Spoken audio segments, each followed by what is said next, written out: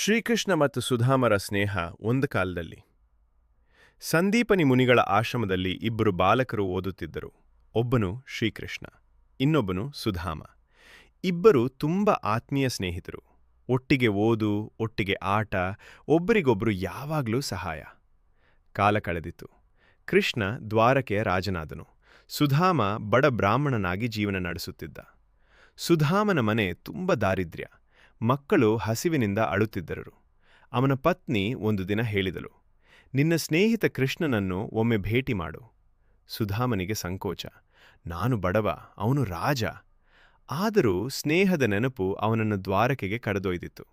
ಅವನು ಕೈಯಲ್ಲಿ ಸ್ವಲ್ಪ ಅವಲಕ್ಕಿ ಕಟ್ಟಿಕೊಂಡೋದನು. ಅದೇ ಅವನ ಸಣ್ಣ ಉಡುಗೊರೆ. ದ್ವಾರಕೆಯಲ್ಲಿ ಕೃಷ್ಣ ಸುಧಾಮನನ್ನು ದೂರದಿಂದಲೇ ನೋಡಿ ಓಡಿಬಂದನು. ರಾಜನಾಗಿದ್ದರೂ ಸ್ನೇಹಿತನನ್ನು ಅಪ್ಪಿಕೊಂಡನು. ಕೃಷ್ಣನು ಅವಲಕ್ಕಿ ಸಂತೋಷದಿಂದ ಸ್ವೀಕರಿಸಿದನು. ಸುಧಾಮನಿಗೆ ಏನೂ ಕೇಳಬೇಕಾಗಲಿಲ್ಲ. ಅವನು ಮನೆಗೆ ಹಿಂತಿರುಗಿದಾಗ ಅವನ ಗುಡಿಸಲು ದೊಡ್ಡ ಮನೆಯಾಗಿತ್ತು. ದಾರಿದ್ರ್ಯ ದೂರವಾಗಿತ್ತು. ಕೃಷ್ಣನು ಸ್ನೇಹದ ಮೌಲ್ಯ ಅರಿತು ಮಾತಿಲ್ಲದೆ ಸಹಾಯ ಮಾಡಿದನು. ನೀತಿ: ಸತ್ಯವಾದ ಸ್ನೇಹದಲ್ಲಿ ಹಣ, ಸ್ಥಾನ, ಗೌರವ ಮುಖ್ಯವಲ್ಲ. ಹೃದಯದ ಪ್ರೀತಿ ಮುಖ್ಯ.